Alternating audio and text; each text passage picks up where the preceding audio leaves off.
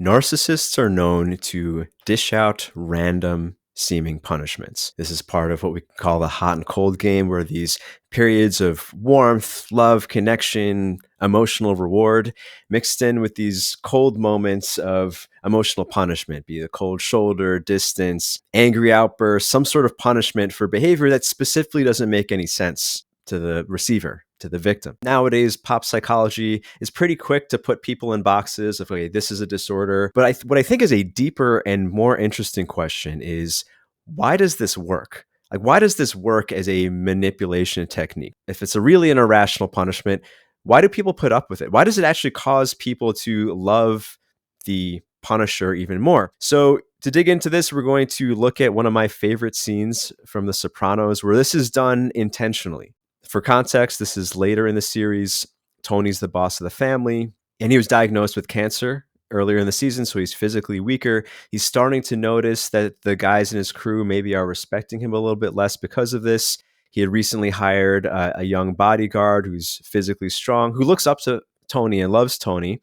But the fact that he needs a bodyguard makes him look a little bit weak. And earlier in this episode, he was speaking to his therapist, Dr. Melfi, who was trying to get him to look at maybe he had an insecure male ego as the alpha male of the group. Tony hears what she says and interprets it a little bit differently, as we'll see in the scene. Let's watch.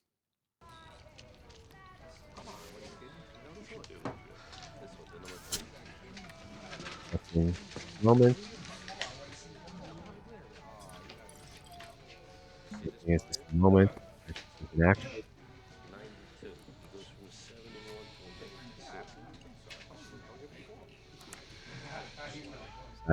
Guys in the room. It's so well done. That's actually all wordless. Checking out the bicep size.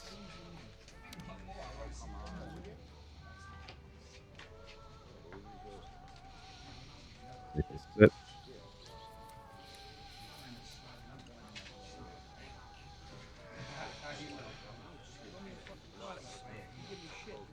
What's your fucking problem? Huh? What the fuck is your problem? Slamming the goddamn refrigerator door. What? No. What, are you gonna argue with me now? I didn't even open the refrigerator. The Coke was out on the counter. So you are gonna argue with me? Huh? You fucking mutt? Look, Tony, I don't wanna... You don't wanna what? You don't wanna what? This fucking guy, huh? Fucking Philadelphia lawyer. Jeez. Don't do it! No, don't do it! My arm!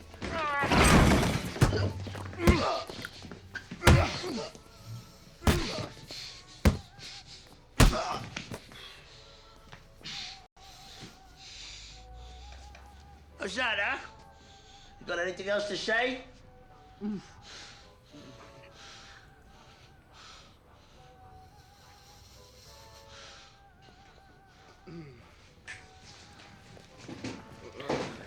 See, full agreement, even though it's a shocking situation, full agreement with the bystanders.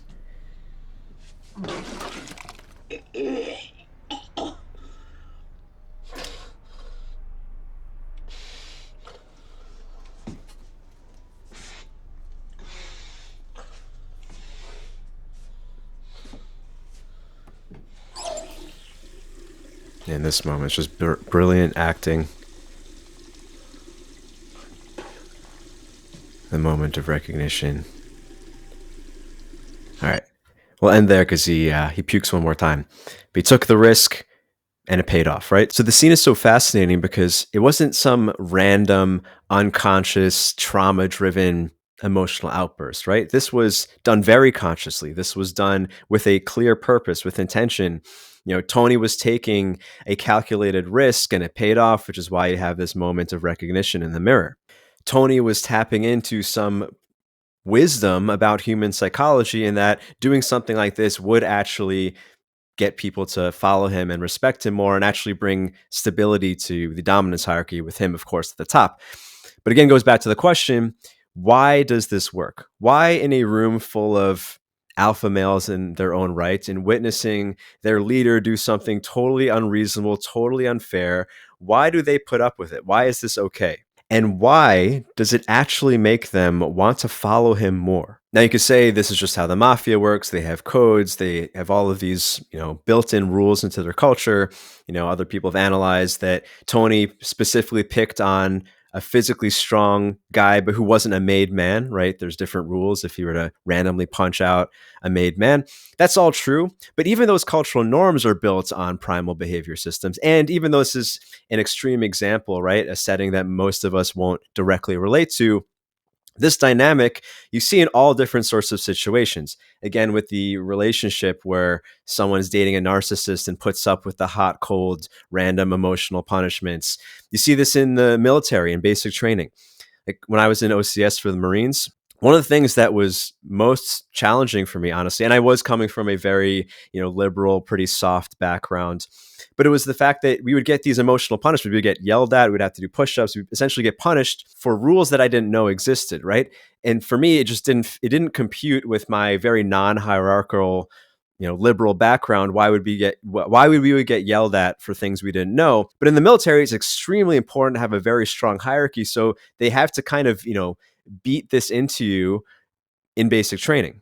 Because all of this taps into a very primal part of human social psychology, where essentially all power dynamics run off of the parent-child template. So, for example, my daughter is 1.5. She's walking now. And when we're walking, I give her a lot of freedom. I let her walk, freely on the sidewalk, explore, whatever. But if she goes anywhere near the road, or even walks in the direction of the road, I make a sound of disapproval. I'll go, or something where she knows, like, I do not want her to go in that direction. And even though you might not call this a punishment, right? Like I'm not harming her. She does have, if you observe, she has kind of what looks like a pain response. Like she kind of gets startled and she's like, oh crap. She doesn't know what she did wrong. All she knows is that daddy doesn't want her to walk in this direction. So she's going to go back.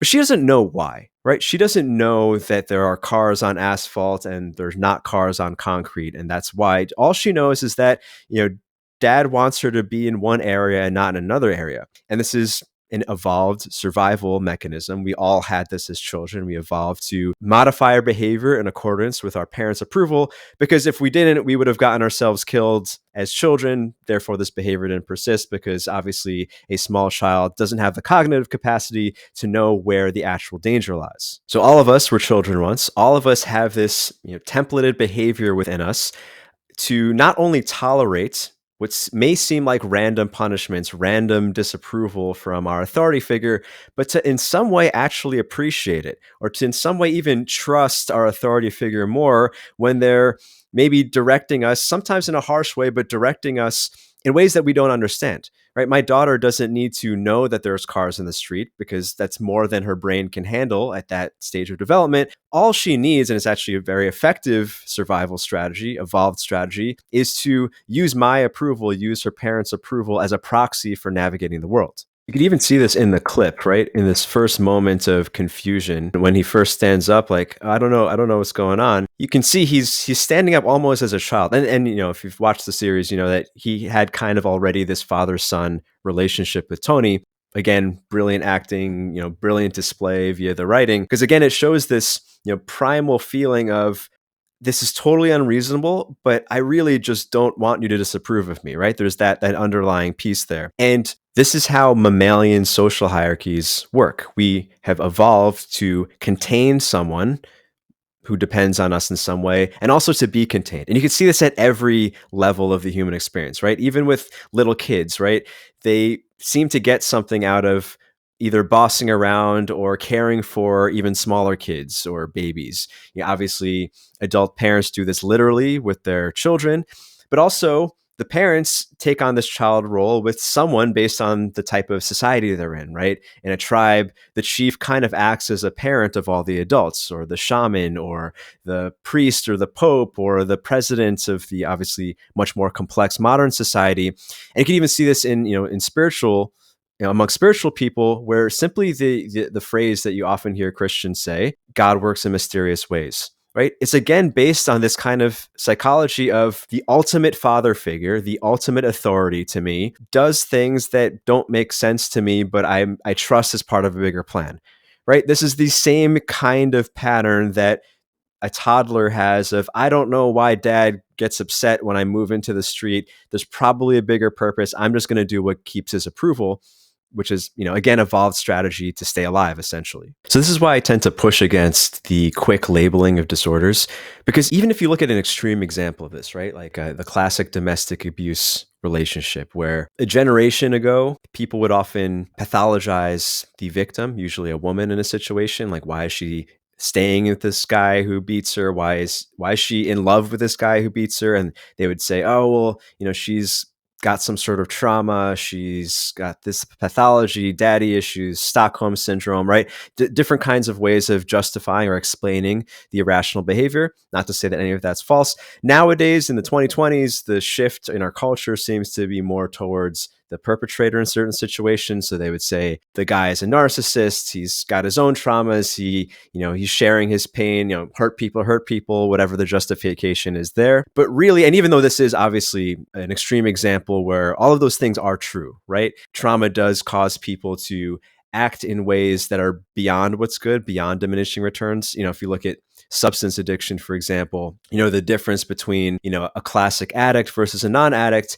is that while the non-addict will recognize when he's full, or recognize when, consuming more would be more painful than pleasurable, right? Another drink is actually not going to feel good. Another cupcake is actually going to make me feel worse than the mouth pleasure of the sugar or whatever. Whereas an addict has the hungry ghost experience, they keep consuming. Narcissism is a similar way. What actually is a disorder, we can say, is similar to addiction, where they never quite get full of control, of power, of adoration. Actually, I met a guy who a long time ago dated the founder of the cult I was in, the cult leader, my former cult leader. And he said, and he alleges this, he said that when they were on a date, she said, I'm so in need of validation that the only thing that'll satisfy me is starting a cult. 15 years later, that's exactly what she did. But the deeper point is, just like substance addiction runs on important desire circuits, right? Dopamine circuits, whatever, right? It's just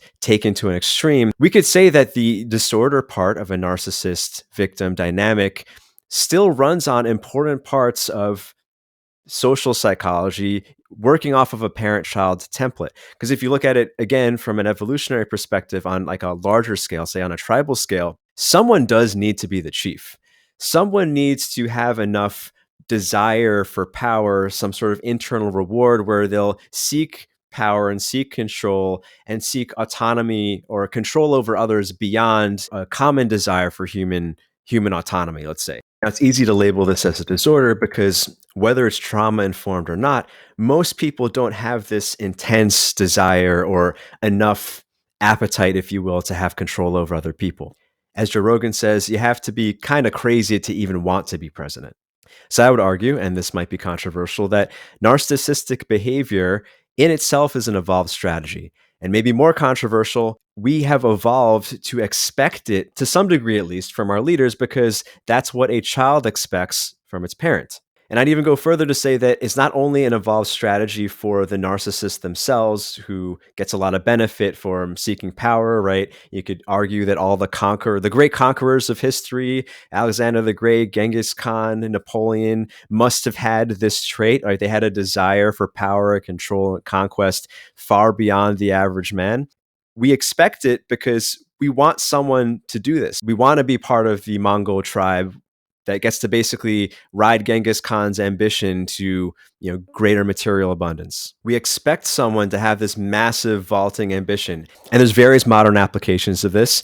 Whether we like him as a person or not, or think he's pleasant or not, we all do want someone who's nutty enough who wants to put his own rockets into space, right?